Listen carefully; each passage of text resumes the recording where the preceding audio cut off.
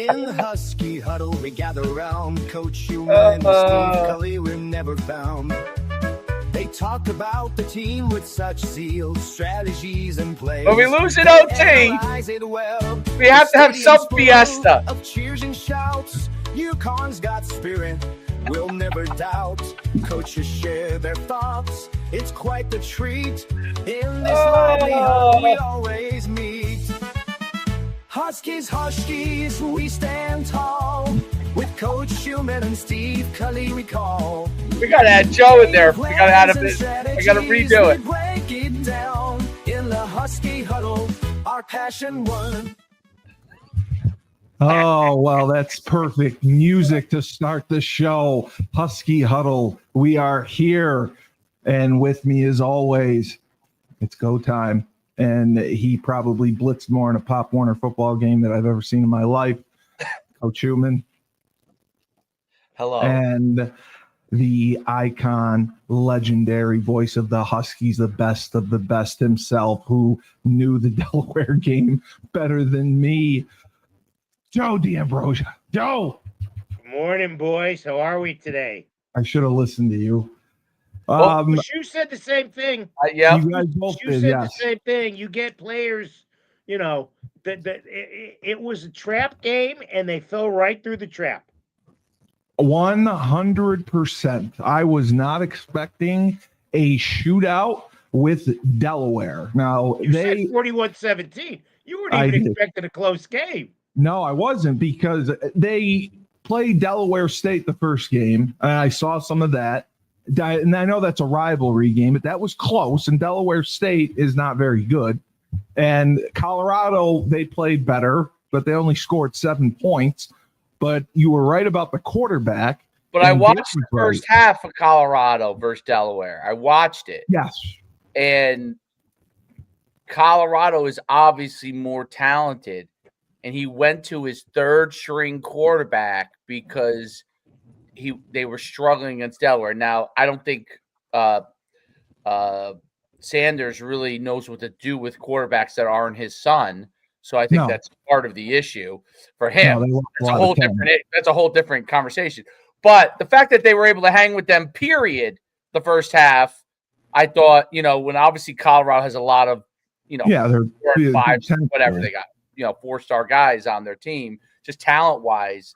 And so that I thought could be an issue, which obviously Joe agreed with. And just the history of Delaware Uconn, man. The history of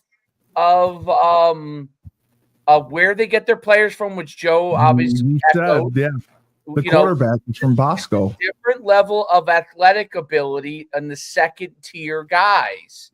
The 100%. Second-tier guys that don't go to the big-time schools are higher level than, just from a regionalization standpoint, where you might get for some of UConn's regionalized second-tier guys, and that was going to be an issue.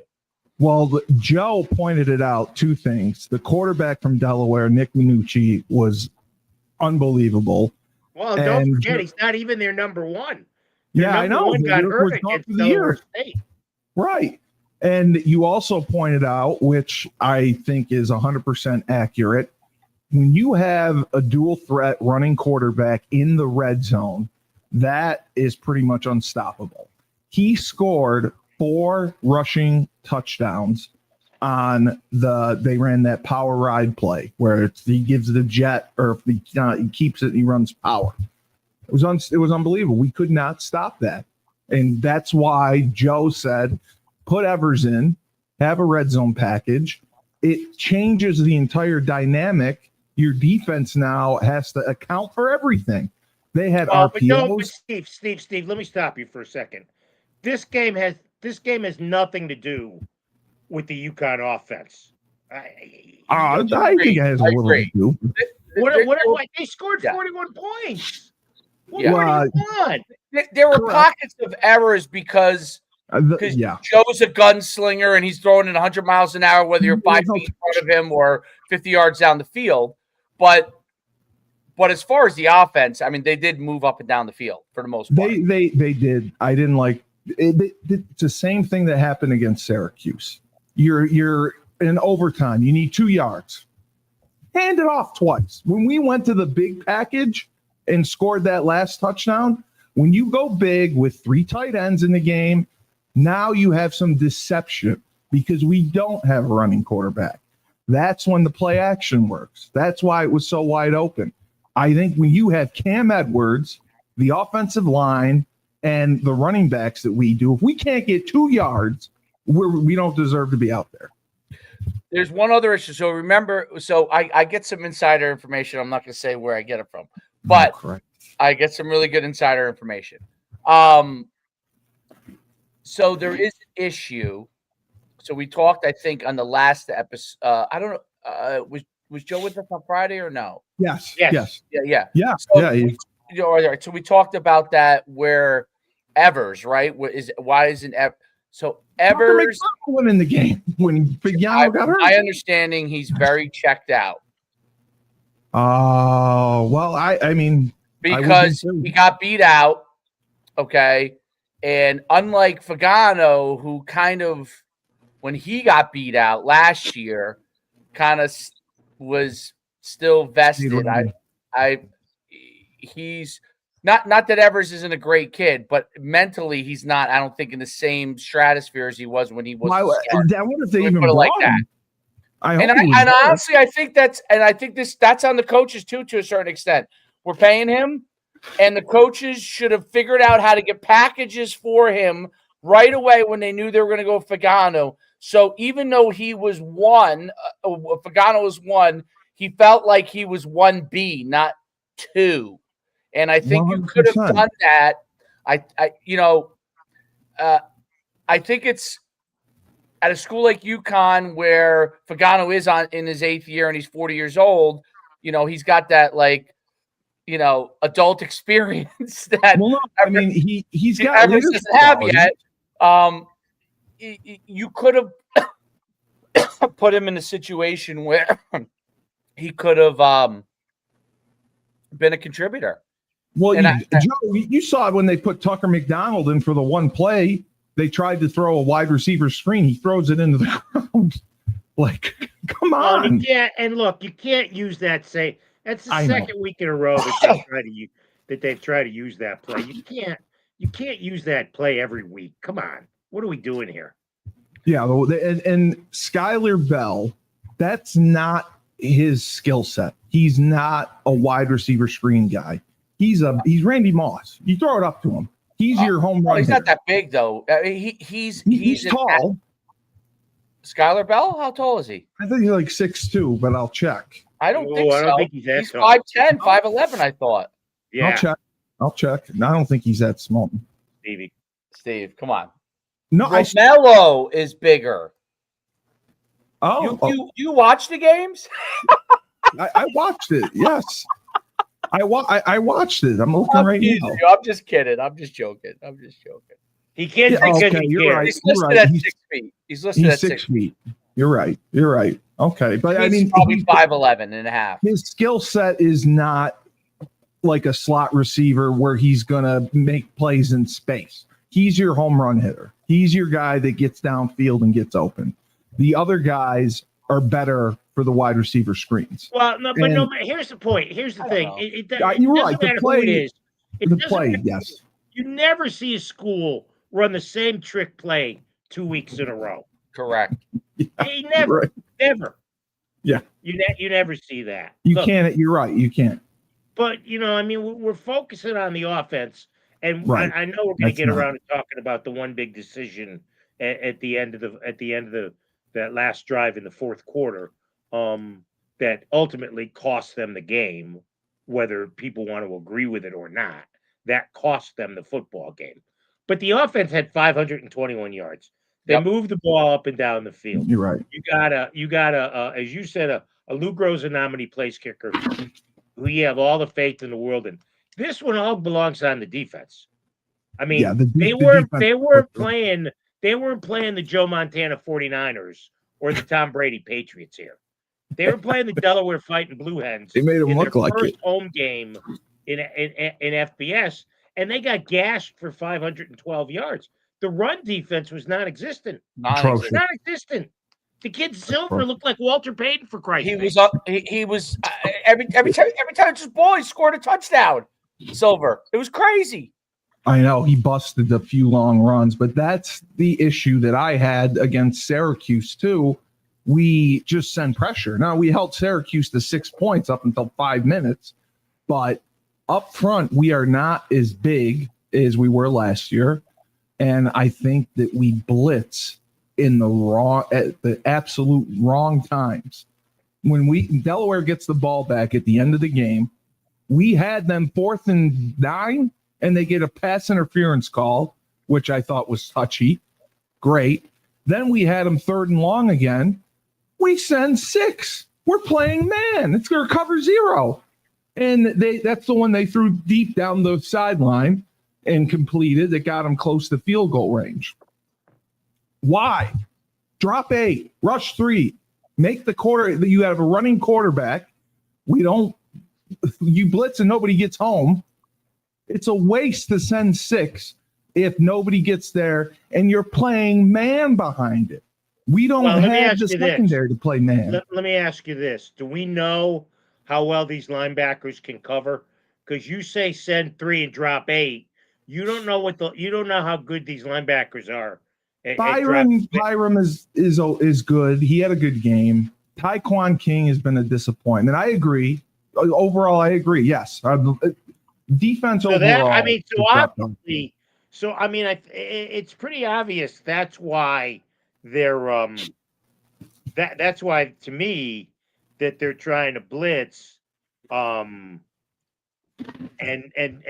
trying to put pressure on the quarterback, but it didn't work because the front line, it's not the same front as you said, Steve, and as Coach has said, it's not the same front line as last year. It's a different skill set. But having said that, at some point, the defensive backs have to make a play. Yes. I agree. And, we definitely missed Jelani Stafford, Jaden McDonald at the linebacker position. But we go to the transfer portal. Here's the thing with the transfer portal, okay? This is the slippery slope that we're going to get into if we don't fix this. We go to the transfer portal for all these guys. 60 guys. Half of them don't work out the way we want them to. We got nobody behind them to develop. We got to keep going back into the transfer portal. They're 1-year rentals. It's tough. Yeah, the majority of the transfers that came in are either 1-year guys, 2-year guys tops. But I think in that situation, I was always taught, and I told you this when I coached, the philosophy was if you blitz, great. I loved it. I told our guys to get excited when we blitzed and anyone blitzed us because we had answers for it. I said, get salivating because we're going to make a huge play. Now, the other side, executing 10 plays, make them move the field because you can't execute 10 plays on air. That was our defensive coach's philosophy. When you blitz, you give them the opportunity to make a big play. When you keep everything in front of you and make them drive 10 or 12 plays, I think you have a better chance. Now, coaches have different philosophies, but at the end of the game, with a minute left, they had one timeout. We had them stop twice, and they got out of it. I would not have sent the house. I would have played coverage. Now, it's easy to Monday morning quarterback it and say that, but it's philosophically a difference just because they move the ball up and down the field when you blitz them. Right. No, I get it. And look, it's part of the fun. One of the things I like best about football, about watching, about covering it, is you do this. You can Monday morning quarterback. You can't say this might have been better or that might have been better. And it's not being, although we will be in a minute, I think here, necessarily critical of coaches. Oh, I'm critical of coaches. Well, I know you are. But I also say, and you sent me the message last night to get ready for this, I understand that some of the schemes, some of the calls were bad, but at some point the players have to execute. I mean, as Shu said, you bring guys in, and this is where the whole transfer portal. You don't develop a program. You just basically buy and bring players in. And if you're bringing players in for a year, then as the Dramatics once said, what you see is what you get. You can't, you can't go to the waiver wire in the middle of the season. So you got to make adjustments, or you got to coach the kids up better. But this is what you have, and if your starters aren't performing, look, let's be honest. You're bringing second stringers in on the transfer portal. That's like their third and fourth stringers at the big schools. So maybe they can't play. In their third schools that they transferred to. There's one other thing defensively that they did a poor job with, which we talked about at the beginning, the power read play, okay, which is where Minucci was taking it right up. I mean, it's a staple, in high school in New Jersey. One of my favorite plays. It's a great play, and we run that 30 front, okay. You got outnumbered. two guys wrapping around, and they're down blocking, okay. We are in trouble because first of all, on the down block side of it, you already have some of the linemen because there's not as many defensive linemen to stop it. No, they already have guys on backers just from the down block. Okay. Yep. Now you got two guys wrapping around. Forget it. I mean, you're outnumbered. Huge problem. You're outnumbered. So the quarterback has a 2-yard run before anyone makes contact. And Minucci, I know him from high school. He's a big guy. Okay, so he's fat. And the other thing that we have recruiting wise, which Joe talked about, and I just briefly looked at the roster because I was curious if I'm right or wrong. New Jersey used to be a hotbed for UConn. Oh, okay? It's a huge place.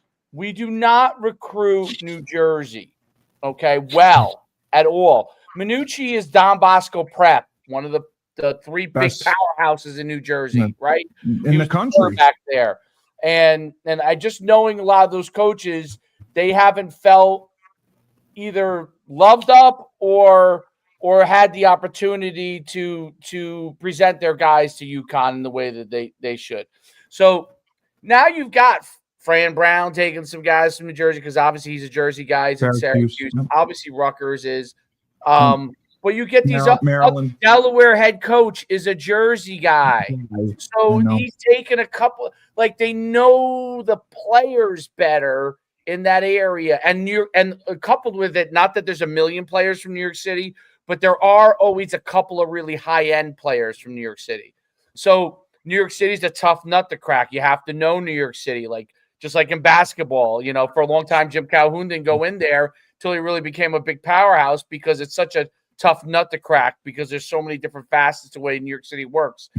So from an athletic standpoint, and it's really, really I don't know. It's crazy that I see Minucci just plowing over running through people, running through our guys, and I'm like, we probably didn't even recruit Minucci. You know what I mean? Probably not. Probably didn't even recruit him. So and it's the same thing with Bergen Catholic, but that was what guys like Tom Jackson, Holtz did a good job of. Well, I played Andy really did a great job with that. Getting those guys that PA. And I look at the roster, we have a lot of Ohio kids. We have kids from all these different areas, probably because a lot of them are transfers. And their third school. Do they Uconn was always a place that kids from the mid-Atlantic states, when they went up there, we did the DMV well. That was a travel place for them. If you a kid like me from New Jersey or you from New York, right? When you went to UConn, you were like, you know what? I'm away. I'm not at my state school, but I'm not so far away. You know what I'm saying? So those are kids that want to come to your school, and we're either having a hard time getting them, or we don't have the relationships. I don't know what it is. I'm not sure, or we don't want them for whatever reason. I don't know why that would be, but we are not recruiting that area. And I just know because I live in New Jersey now, but I live down the shore. You and know I just who has a presence. Nope, nobody comes down. Yeah. Donald Brown, RBC, right? Red Bank Catholic. No one comes down to RBC anymore, even though they have all kinds of studs. I don't get it. No, I just looked at the roster real quick, Shu, after you mentioned it. I barely see any kids from New Jersey. There's like 3. And I think that's all part, to me at least, maybe I'm wrong, but that's all part of the thing with the transfer. Oh, well, he just fell off. Chris D, you're absolutely right. We are allergic to momentum. We are undisciplined. We claim we take football seriously, and it was an absolute shit show. I want to go back to the one thing before we go, because I do want to talk more about the defense. If you watch this play, I'm going to bring it up later, the end of the game. By the way, they rushed us. They rushed us the stadium. I know they did. I know they rushed. Minucci's a hero now. Oh, there he is. But I do want to bring up, I do think Joe accidentally hit the off button there. No, you know what I did? I had too many screens open. And I hit the wrong. Oh, he was looking. Yeah. But to just quickly finish what I was saying. Yeah. Because of the transfer portal now, the recruiting is totally. In fact, at one point a couple of years ago, the head football coach said, "I'm not recruiting high school kids anymore." You remember that? 100%. He did say that. He said, "I'm not going to waste my time on high school kids." Hard to get respect from high school coaches when you say they're not going to recruit their players. That's all. And I'm going to leave it at that. And you're right. It becomes a long run problem. They stop so this goes all the way to the whole way people recruit. How do they recruit the transfer kids? Obviously the portal. How do they recruit high school kids? They come up for camps. If the good kids don't come up to your summer camps, your summer one-day camps, and that's over the course of not just 1 year, but freshman year, sophomore year, junior year. It's not build a relationship. You build a relationship. If the high school coach says to them, "Don't bother going there," they're not going to even look at you. Offer you. Yeah. Now they go to Delaware. Now they go to Rutgers. Now they go to whatever it is, right? Syracuse, right? Boston College has always been strong in New Jersey. Absolutely. And they don't change that no matter who the coach is either. That's the big thing. It's the footprint there. It's a footprint. So no matter who the head coach is, no matter what his style is, they say, okay, listen, in order for, it's communicated. In order for us to be successful long run with your program, here are some of the states you're going to need, guys, because you're not going to get enough in New England. So that's just how it is. So you got to go to these states.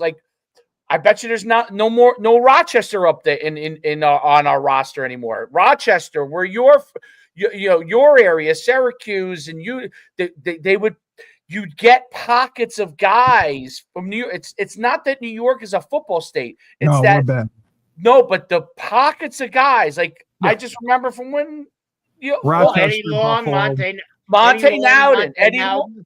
Yep. Right. Eddie Long was from New York. Rochester. Yeah. So is Monte Nowden. I didn't know that. Wow. Yep. Yeah, and there's been numerous guys. Kozlowski is from Rochester. That's Ronnie right. Kozlowski.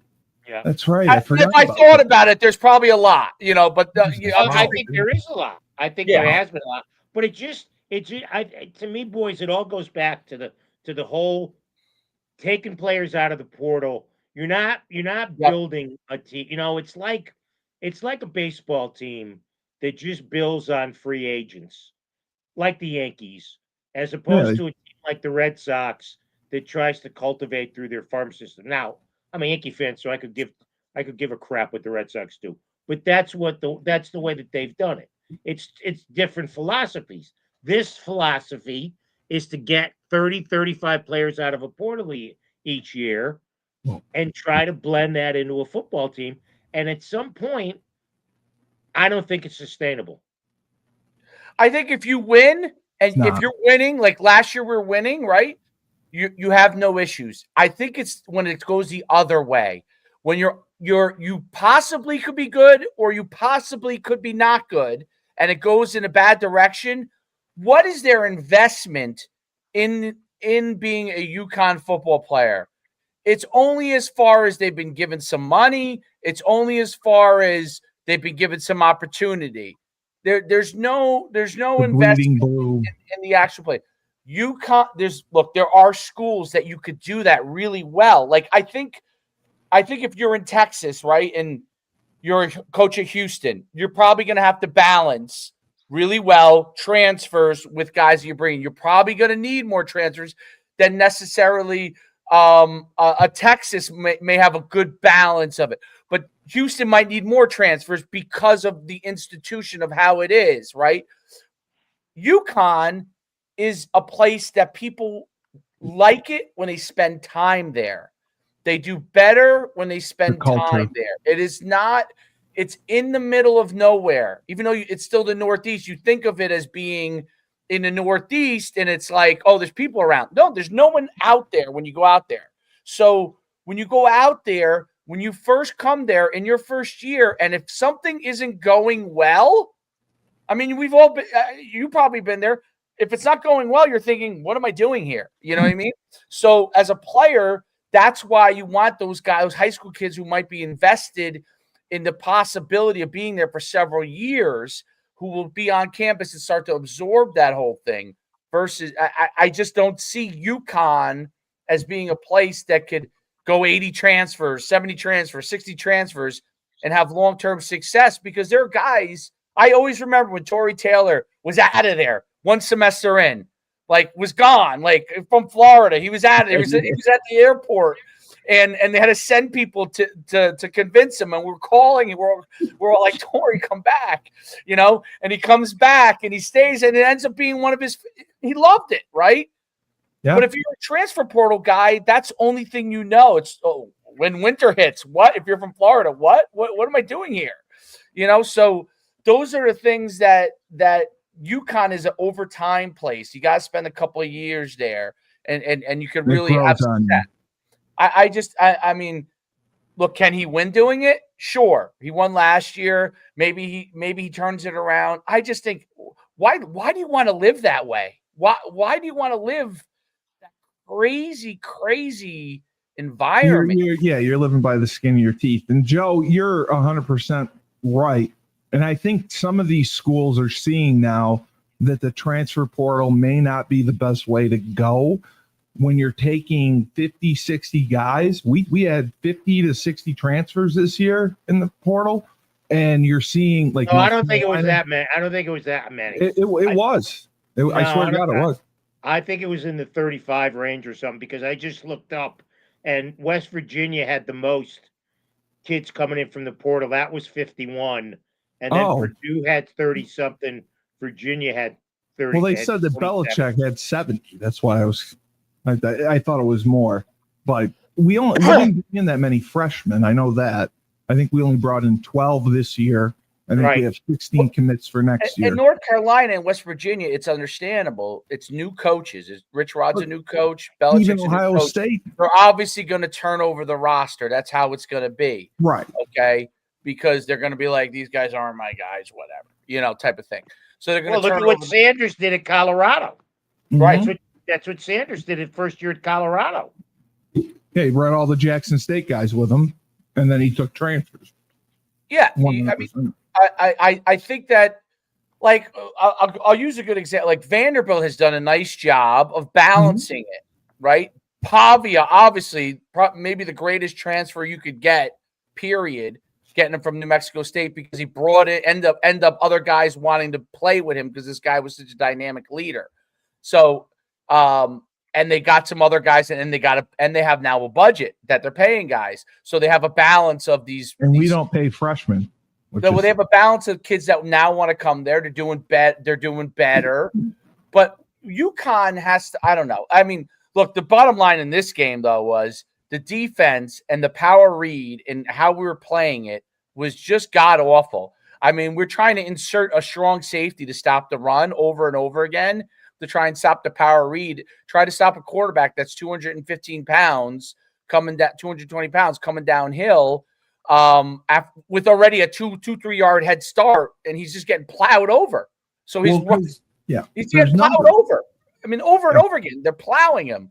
You know, so it's a 190-pound guy trying to take on a 200-pound guy. It doesn't matter if he's a better athlete than him. He's got all that momentum coming forward. He's getting an extra 5 yards every single time.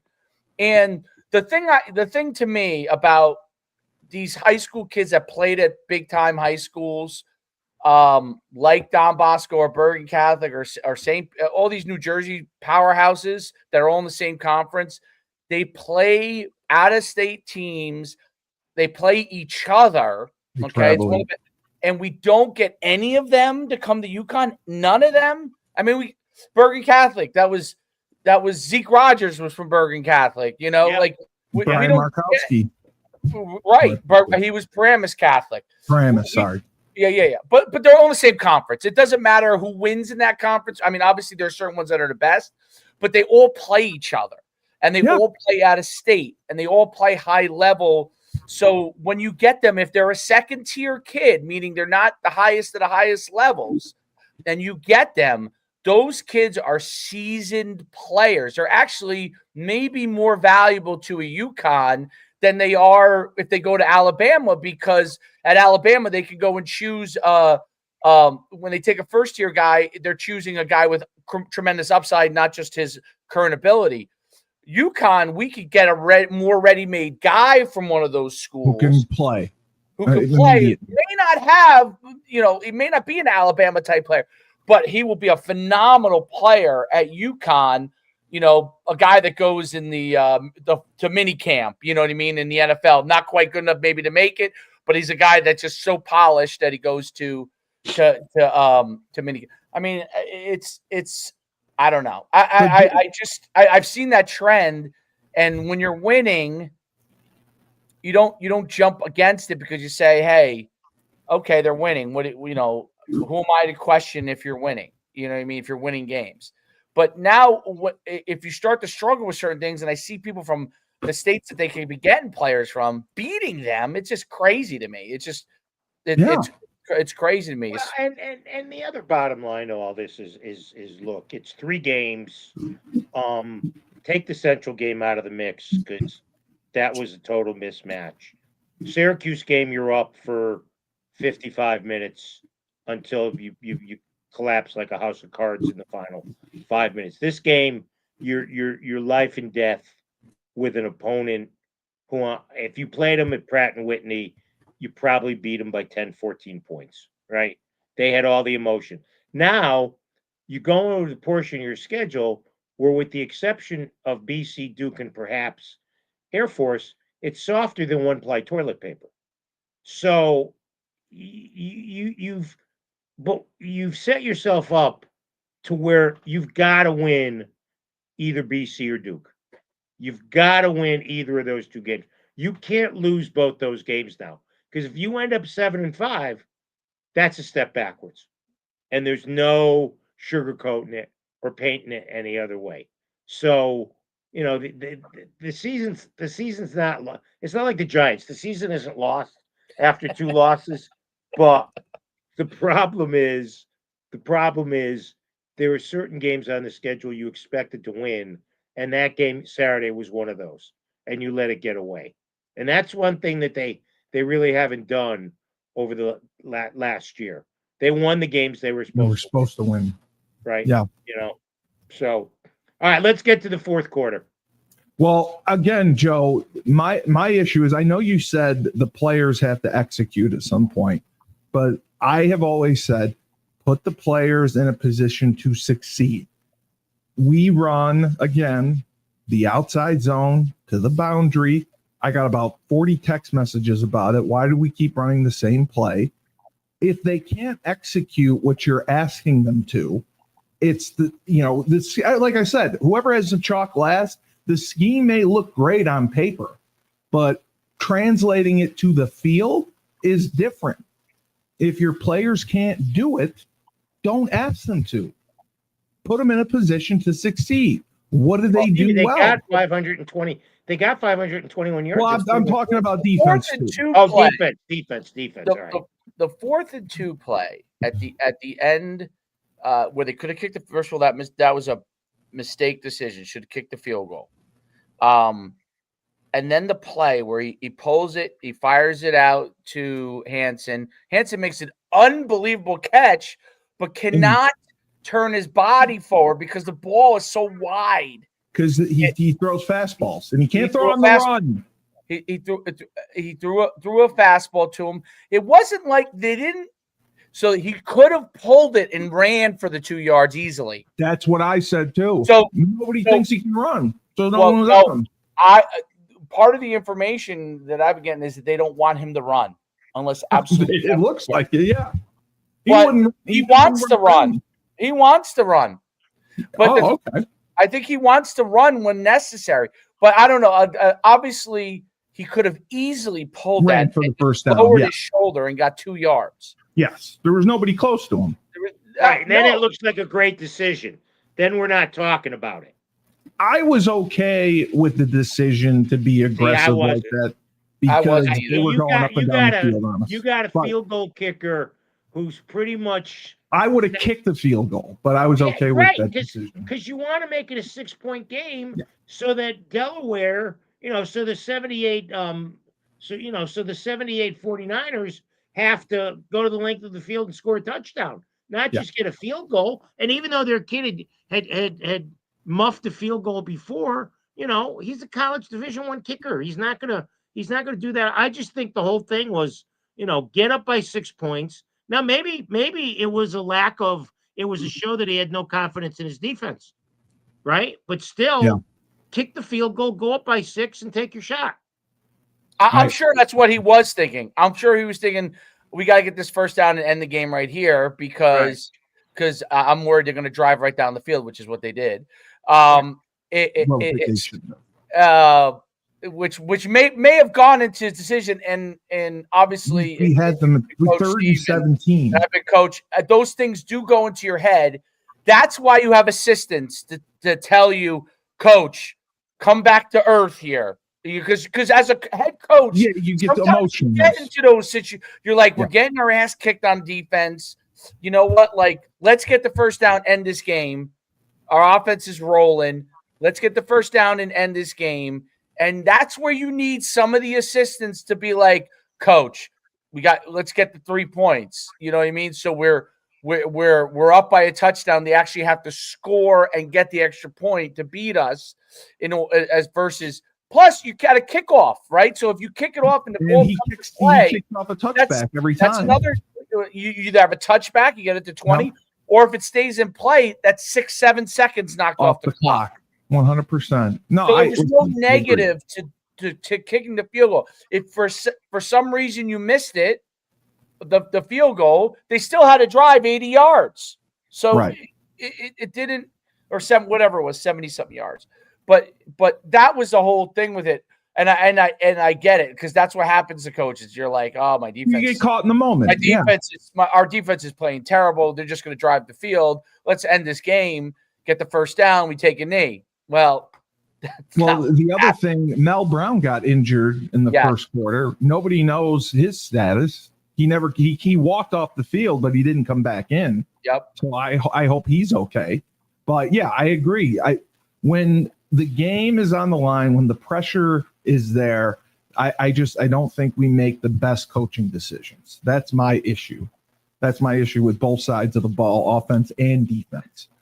I think coaching, one of the things, and you probably would agree with this, in coaching, the best thing you could do is not interject coaching.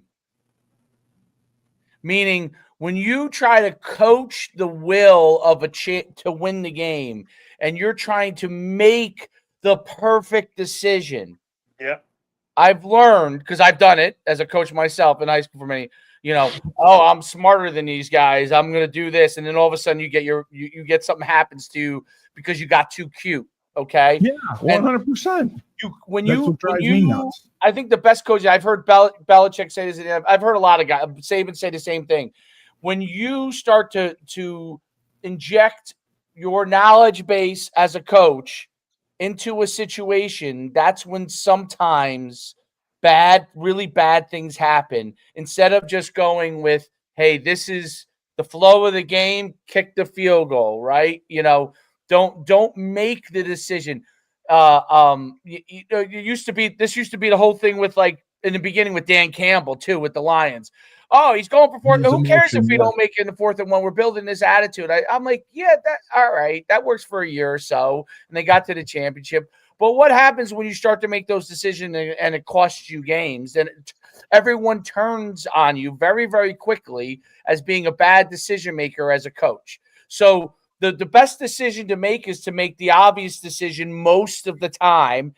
And then there's rare instances when you do take that shot. You do take that shot. You say, this isn't, that was not the instance to me. That was not the instance to do that there. There are instances when you got to do it, but that was not the instance because you go up 6. Now it's now with a minute left. The 3rd and 9. Okay. He is not thinking, okay, I just need to get the first down so we get close enough to kick a field goal. He's thinking, I got to get the first down. We got to get to the line and we got to run another play because we're running out of time. That's a very different thought process for a quarterback and how well he throws versus when you got to score a touchdown. Man, I mean, look at the Cowboys and the Giants game. Oh, the Cowboys didn't even have to go anywhere. Their whole instance in that game, 64-yard field, just get themselves close enough that this kicker is going to put it through. I mean, amazing. Right. Their kicker is like insanely 64 good. 64 yards. I mean, he's great. I mean, they're all great now. It's unbelievable what these guys can do kicking wise. It's mind blowing to me. They all can kick 60-yarders. It's crazy, but he, they just get him close enough. Yeah. So they let the guy the lower risk the 64-yard field goal in that case was the lower risk play. So so I mean they just get them in the switch. I think that's what we just need to do. Like we don't need to overcoach some of these things. And maybe that goes to your point with defense too. Like that's we try to do everything on defense with the blitzing and stuff. All that happy and shit. Maybe we're overcoaching it, right? We play we try to do every blitz, every coverage known to man.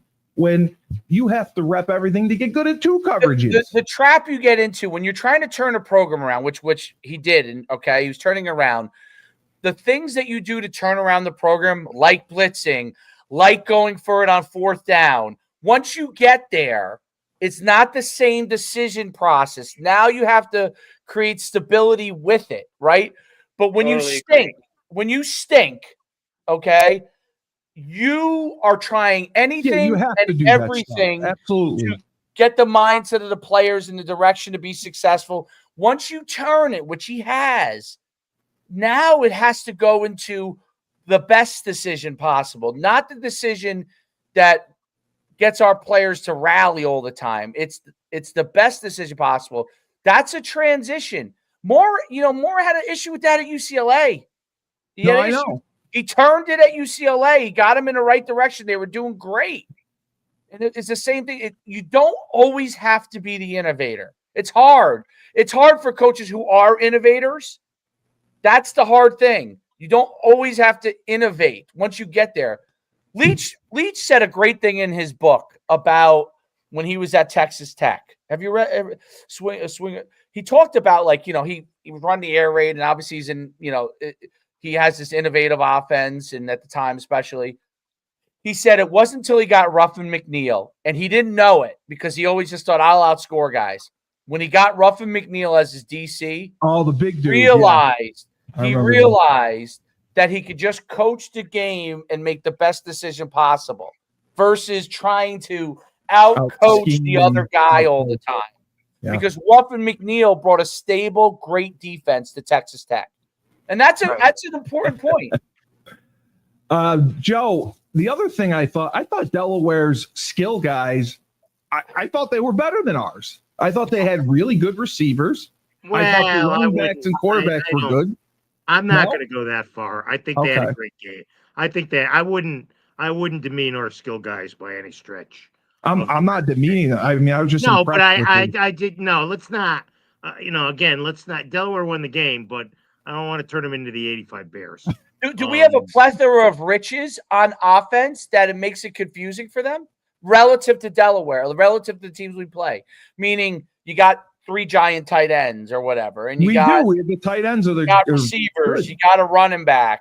The receivers looked okay, but when Mel Brown went down, Cam had to carry the load. They put the freshman from Sweden in. He did carry the load. No, I know. I love Cam. I love Cam. That's why I think the running backs and the tight ends are the 2 best positions on offense. Figiano played great. I mean, that's the best I've seen him play. Our receivers were good. It wasn't all on the offense. The defense, I just had a problem with because I think he sends pressure at the wrong time. I think he tries to play way too many coverages. I think he tries to be too cute and do happy shit. And Joe, that's what I think cost him the game. Well, I could see that. I mean, that's you're not whistling in the breeze there. I think, when you lose a game like that to that team, again, not to diminish Delaware, but again, it's a team that's just starting off on this FBS journey. It's just things went wrong. And now, we had said after the game at Syracuse, well, let's see how they make corrections. Respond. Well, the offensive corrections were fine. The defensive corrections were invisible. No, they did the same stuff. Again, I'm curious your thoughts of this. I don't know why we have to have labels on FBS, FCS, because everything seems to just keep moving back around to the old Yankee Conference moving. Yeah, exactly. Well, Joe said that. Joe said there's no point in being FBS. We got Delaware, we have Uconn, we have UMass, they're all Division I. Exactly. But Joe said that. Rhode Island and Maine and a few of them to. And then Joe, you said that. You said there's no point in being FCS. You said because of the money. Because you might as well just write it. You might as well just hand money out if you're in FCS. So why don't look at New Haven? University of New Haven when FBS, they're going to be somebody's whipping boy for years, but they're not going to be, but it's just a different. When you go FBS, the biggest area of difference is in money that you can bring in from donors. People are not willing to donate to, or less willing to, unless they have a real connection with the school. You're not going to get, Peter Wirths or people like that who have donated a crap load of money to our school, right? You're not going to get a bunch of people. You're not going to get 100 people like that. So, and it also goes towards the quality of life for the everyday students. Yeah. You're building more endowments. You're able to bring in more students, maybe a better cross section of students. It all comes down to that. But I just don't, when Lou Perkins made the decision to go big time college football, it was a perfect time for UConn because they had gotten successful at the 1AA level, but you don't make any money. The trip to Georgia Southern cost them in the 1AA playoffs cost them a boatload of money. 100%. 100% it did. Georgia Southern's also FBS now, right? And right, yes, they are. Right. All those schools are now have kind of, a lot of those schools have moved up because exactly what Joe. Actually, Lou was such an innovator because I love Lou. UConn we were hit or miss. We had some great years. We had some okay years. And he took us to Division I before all those other schools did, which really gave us a little bit of an advantage. Obviously, big advantage. Yeah, I think big advantage. Yep. But, I had been there when we were 1A. We lost to Northeastern. We lost to Rhode Island. And like this, I mean, at least it was FBS, but it's still their first home game. Where do you think we go from here? Do we respond this week against Ball State? Well, it's home. You better hope so. Yeah. You better hope you respond. Yeah. You lose to, and again, I think they will. I don't have any reason to think that this is the start of some, brutal 2-10 season. No, I don't think that at all. I don't think that at all. But I would also say this. I would think they have the attention of the players when they get back to the practice field tomorrow. Yeah, they have very little margin for error now. Well, look, You're right, because you can't go 7-5. Well, but if UConn go 7-5, they're still going to go to a bowl game. Yes, but like you said, it's a step back. Of course it is. You were 9-3, and everybody was talking, and we were talking. Undefeated. You had him 12-0. You had him 12-0 at one point. Yep. How'd that work out? I did. I was dead wrong. I saw the. I was looking at the shorts of me saying that. I'm like, boy, am I an idiot. Well, with the schedule, we thought that Syracuse would be the one loss for sure. Yeah, but we didn't. And it should have been a win. Yeah, both of them should have been. I mean, look, they could easily be 3-0 by now. Yeah, and all this, and the past 53 minutes of conversation would have been totally changed. But you don't play the games on paper. They lost 2 games in overtime. One was much worse than the other one. I think even though they blew that 11-point lead with 5 minutes to go, it was at Syracuse. This was at Delaware. Again, first game at home, first FBS opponent coming to their building in 30-something years. Yeah, 36 years. And again, as I think Shu and I both said, that was a very engaged crowd on Saturday. It was. They were wild. People, they love their football at Delaware. They never take it. They never take it as a secondary thing. That's their primary. That's their go-to sport is football. So we'll see how they do against Ball State. I mean, I know nothing about Ball State. I'll bone up by Friday. But I think it's incumbent. Look, it's all upon the defense this week. To think the offense can't score 30 points without knowing anything against Ball State. They're scoring 30, yeah. Yeah, they're scoring 30, 31, 34 points. But it's all incumbent on the defense to make stops. And if it's 34-7, then we're going to say they responded. If it's 38-34, then we're going to say, Houston, we have a problem. I just hope personnel-wise. I mean, I hope schematically they make adjustments, but I think Joe's right. It's a bigger problem because of the personnel that we've taken. And you're right. We've taken transfers that are on their third schools, some of them. And we've taken guys who are from just big schools that didn't play. So you're right. It's a crapshoot. And the boy from Notre Dame didn't start the other day. Hi Chan didn't start.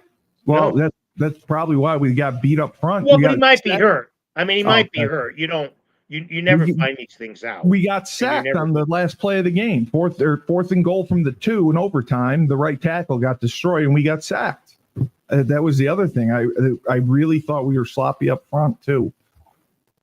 They pushed us around on offense, and defensively they made plays when they had to.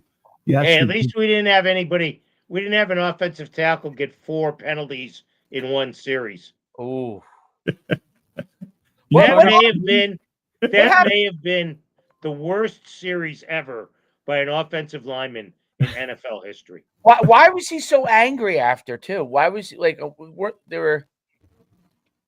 I guess he was pissed at himself and whatever. They were trying to calm him down, I guess, or something. Yeah. Try calm him down. I would have taken him out and walked him out the entrance and said, "Here's the bus. Wait for us to get there." That may be coming. That's what one beauty of the NFL. If something crazy happens like that, there's usually an exit sign. Someone else could rehab you on another team. I was texting one of my friends, one of my close friends who's a big Giant fan. I said, "So what was worse? 4 penalties by one player in the opening series of the game, or 3 penalties on one play, and you didn't even have to get any yardage because it was offsetting." They had a play in the second quarter where they had 3 defensive penalties, and it was offsetting because Dallas committed a penalty. Oh, that game. I cried this weekend between Uconn and the Giants because Russell Wilson finally played okay until he threw that pop fly in overtime for an interception. And then we don't make plays in the critical situations. Although I still thought that 4th down pass interference call on us was BS. Is Dable the answer for the Giants? Well, I don't know. I mean, I think They need Thomas back. Oh, huge. Yeah. And the other thing that works against them is the schedule. Now you got Kansas City awful. coming in at 0-2. How's that going to work out? That's not going to be good. Right? How pretty is that going to be in the home opener? Natives will be restless by the end of the second quarter. Well, Dayball's on his last legs as it is after Daniel Jones's resurgence, and they let Daniel Jones has better pieces to work with in Indianapolis than he did with the Giants. I know, that's my point. I it's a whole different conversation, but I think the NFL gives up on quarterbacks way too fast. Now Daniel Jones absolutely had years, yeah, but he didn't have anything around him, and he was hurt a lot because we asked him to do certain things. But I loved him, and I'm happy that he's doing well. Yeah, I am too. And look, he had Barkley. When Barkley was healthy, it was a pretty good 1-2 combination. Absolutely. The year they went to the playoffs. But, the way they let Barkley go will haunt them forever. On national TV. On national TV.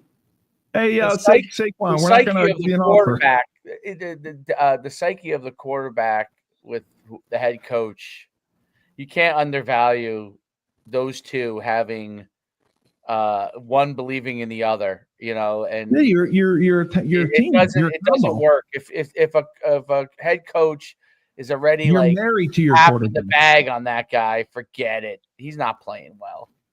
No, you're married to your quarterback. No, and that's the same. That's the same thing here with Evers. He's got 1 year of eligibility left after this year. So in theory, you would want him invested. You would want to continue to work with him because Joe's not going to get a 9th year of eligibility. You're going to need someone. Remember what I said a year ago when he became the what they should have done with him? They should have brought in an outside guy. Yeah, Shane to go work with him in the whole offseason. Yep. Okay. A quarterback guy. Work with him directly and have him up there and take some of that NIL money and give it to some one of these elite quarterback coaches and say, even if he's not the starter next year, we need him improved. And they spend the whole offseason with him, and then he would have came back a lot better, but they did not. And that to me is ridiculous because these outside, all these guys go to outside people. Yeah. They all have them in the offseason, and they didn't do it with all of them have it. They all have it. They do. They all have their own personal. They all go to a guy in the offseason. In Texas, they don't have to go far because they could just drive to the 4 or 5 guys that do a good job with that stuff. But like in the Northeast, you're probably gonna have to bring them up there. You know what I mean? Because how many of them are there? And I think that has to happen because you can't in college. They don't allow you to work with your guy. Well, they do now. They do. Yeah. In the summer, the coaches can work with them on the field. No, I'm not. Yeah, I'm talking about the down periods when there really aren't any anymore. There's no. Ends, as soon as the season ends in January, you go January all the way to what? Well, January you have winter workouts. All the way to spring ball. You got 3 months, 2.5 months. Yeah, but in the summer now, the coaches can work with the players. Right. Then you go May to the beginning of I guess the first. Yeah. That's the thing. There's no downtime in college football. I think they should bring a guy because I agree. Tom Brady's talked about is exposing some of these things, and I think Tom Brady's right on a lot of this stuff. Well, he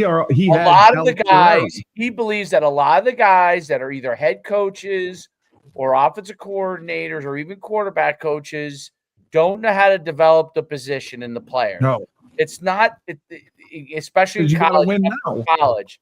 Yeah. He said that it's not that they aren't good coaches, is that they don't know how to develop the specific position and the tools of that. That's a big deal. Well, you're right. And I think that's why a lot of these rookie quarterbacks get drafted high and they fail because they're set up to fail and they go to bad teams. And you're right. They don't have the skill set. You got to go to a guy. No, I agree.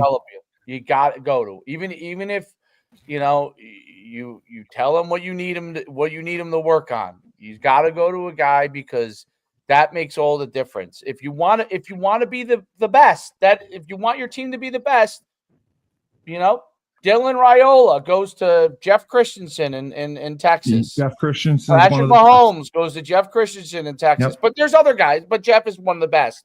But like you have different guys. They spend their time with them fixing the problem, the mechanics, fixing the problems, watching film. It's not about changing the mechanics; it's fixing the problems. Right. That's the issue, and certain guys know how to do that. I think that has to happen. Anyway, I'm sorry. I took too much. We took Joe's time too much. Joe, do you have any last thoughts on this? I don't know, Steve. I want to check. I don't think you can. These coaches can't work with the kids 24/7, 12 months a year. No, it's still the same 10 hours a week. But the coaches can do position work with them now. During the summer? Yeah. Oh, I don't know about that. 100%. I'm looking it up. I know that 100%. You sure? Yeah. Yeah, I don't. That's why Joe V left.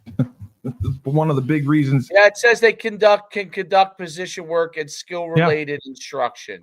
Yeah. And it's strictly regulated with limits on both time and Well, that's the other thing. It's still the 10 limited hours on time, right? Right. It's 10 hours a week still. But that's yes. But what are they working on? They're working on their plays. Yeah, but you're working on the things out there working with them. I know, but it's the individual. I just think the individual development. I agree. Is a big deal, and not necessarily within your system. Okay. Yes, there are tools that related to your system, but there are certain things that have. And quarterback is as big as it's like. Just listen, you bet your bottom. You think the kickers are working with the special teams coordinator on their own coach who doesn't know anything other than scheme. He doesn't know how to specifically make you kick better. I mean, think about it. If they made you the special teams coordinator at Holy Cross. I specifically said I am not. What I'm saying, all of a sudden they say, Steve, we need you to do it. Well, Steve knows how to line them up scheme wise. Yeah, are you going to go coach the kicker? Steve's getting punch blocked if that ever happened. All right, boys. Let's do this again on Friday. I'm done. You got it. All right, we'll see you later. Well, remember, we definitely got lemons. Don't make lemonade. Take 2 oranges, throw them back in life.